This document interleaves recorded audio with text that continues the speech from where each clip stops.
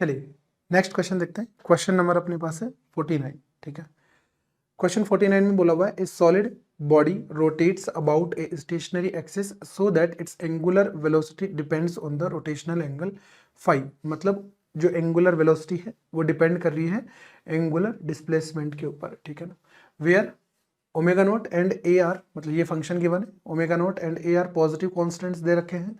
Eight the moment t equal to zero the angle phi equal to zero.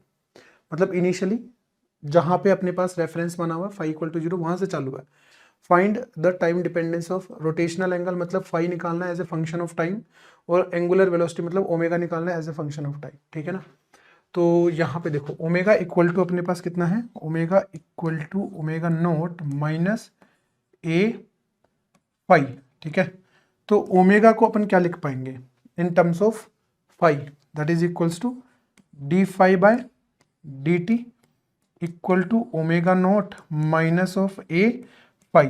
तो variable separate कर लेते हैं, तो d phi divide by omega naught minus of a phi equal to d t. ठीक है ना, और अब इंटीग्रेट कर लेते हैं। देखो t इक्वल टू जीरो पे फाई था जीरो, और किसी टाइम इंस्टेंट t के ऊपर फाई हो गया फाई। ठीक है ना, इसको इंटीग्रेट करेंगे तो ये जाएगा अपने पास minus of a ln omega naught minus of one by a, sorry minus of one by a, यहाँ पे minus of one by a आएगा ना constant term, omega naught minus of a phi, और यहाँ पे लिमिट लग जाएगी अपने पास जीरो से फाई इक्वल टू टी, है ना। तो यहाँ से अपने पास ln omega naught minus a phi divide by, जैसे फाई जीरो करूंगा तो ओमेगा नोट इक्वल टू ये आ जाएगा माइनस ऑफ ए टी।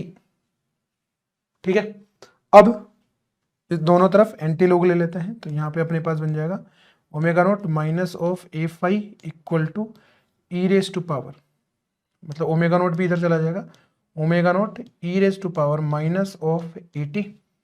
तो इसको इधर ले लेते हैं और या फिर उसको उधर ले लेते हैं, तो फाई अपने पास जो बनेगा ना that is equals to omega naught common आ जाएगा divide by a one minus e raise to power minus of e t. ठीक है, ऐसे अपन ने काफ़ी सारे फंक्शन पढ़े हैं, charging discharging of capacitor inductor, है ना, ऐसे काफ़ी सारे इक्वेशन पढ़े हैं ना वहाँ पे। तो ये फाई आ गया अपने पास as a function of time. ठीक है, अब अपन को चाहिए क्या, ओमेगा चाहिए as a function of time. तो ओमेगा जो है वो कितना हो जाएगा, omega equal to d phi by d t. तो इसको एक बार डिफरेंशिएट कर दो, बस अपना काम बन जाएगा। तो जैसे मैं इसको डिफरेंशिएट करता हूँ तो omega equal to omega naught divide by a as it is, one का हो गया जीरो, और minus minus plus a e raise to power minus of a t. तो ओमेगा की वैल्यू आ जाएगी that is equals to omega naught e raise to power minus of a T.